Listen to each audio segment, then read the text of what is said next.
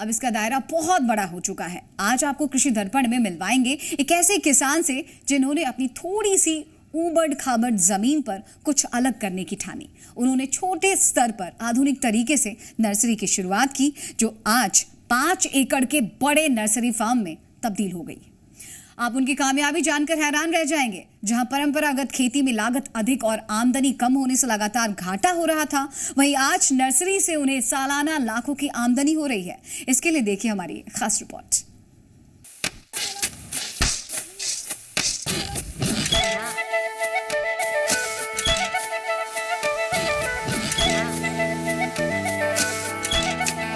हमने अपनी मेहनत और लगन छोड़ी नहीं। हम अपनी मेहनत और लगन से लगे रहे। जैसे ही हम अपनी मेहनत पे लगन पे लगे रहे तो काफ़ी टाइम बाद घर वालों को ये लगा है कि भाई ये अब सक्सेस होगा, कामयाबी पे आया है। ये सफल नर्सरी संचालक के बोल हैं, जिसे नर्सरी के बिजनेस में हुए लंबे नुकसान के चलते लोगों ने पागल तक घोषित कर दिया। लोग मदद तक करने को नहीं राजी थे, चाहे वो बाहर का हो या घर का। जिस आदमी को सफलता के दरकार हो वो अपनी जिद, जुनून और मेहनत के दम पर हासिल कर ही लेता है।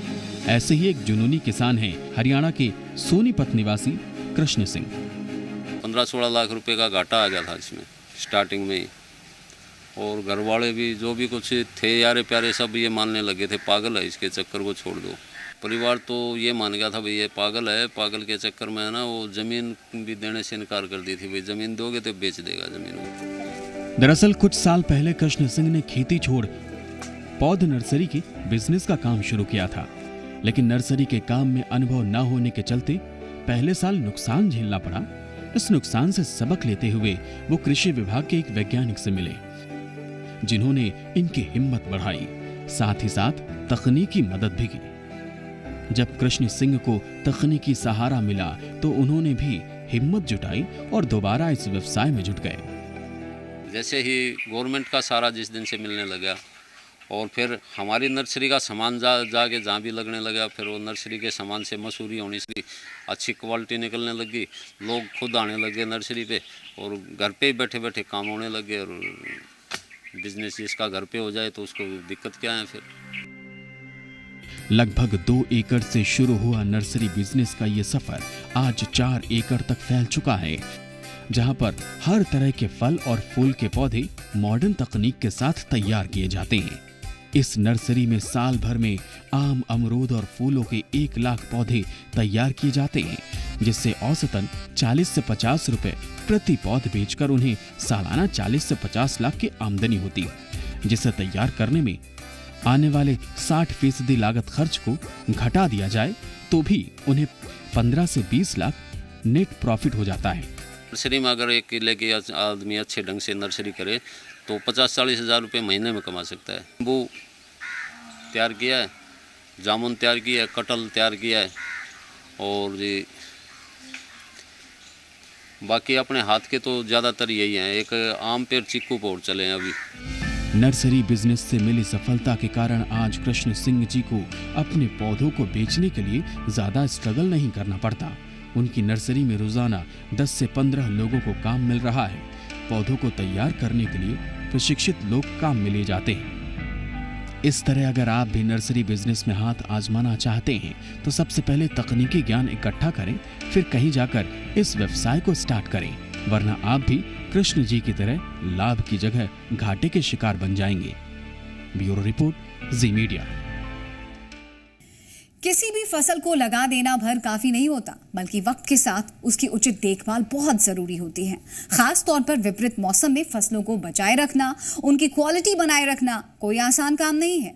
अब देखिए ना, केले को चाहिए गर्म जलवायु, लेकिन साथ में नमी भी। लेकिन अप्रैल, मई, जून का महीना जब शुष्क हवा से लोगों के हलक सूखने लगते हैं तो केले जैसी फसलों का भी बुरा हाल हो जाता है।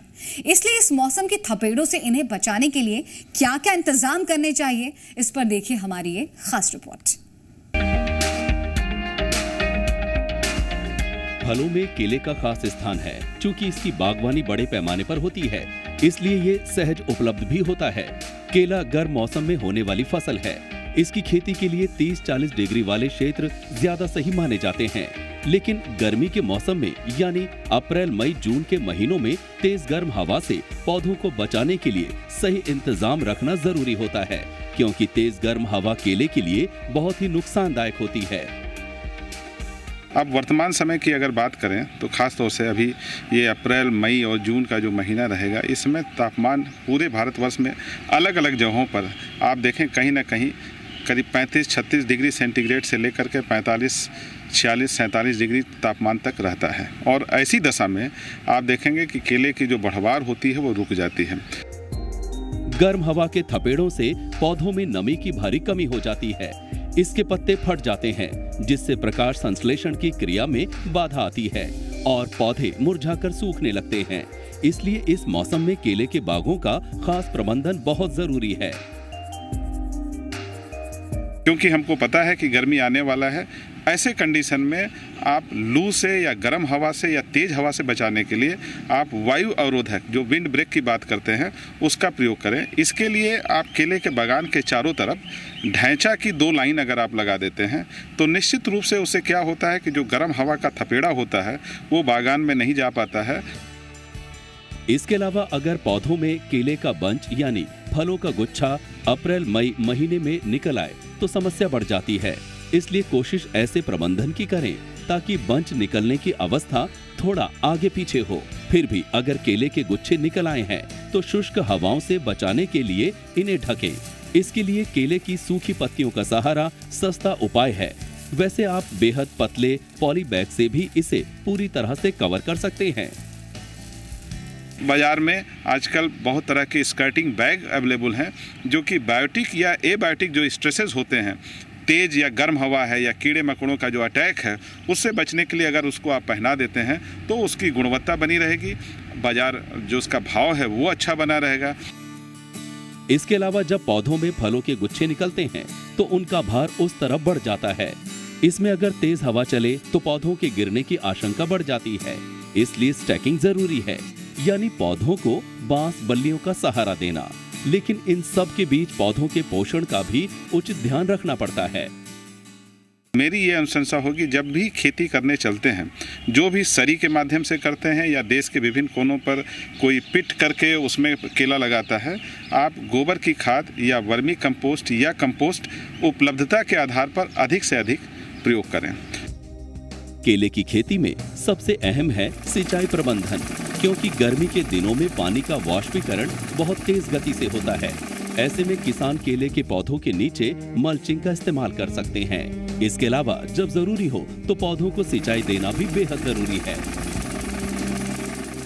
सीमित सिंचाई का साधन है, इस तरह की समस्या है, तो एक सुझाव ये होगा कि आप अपने केले बागान में मल्चिंग भी कर सकते हैं। दूसरा मेरा यहाँ पर अनुशंसा ये होगा कि आप पानी की उपलब्धता के आधार पर इस तरह का सिचुएशन रखें कि केले के बागान में किसी भी प्रकार का पानी का तनाव ना होने दें।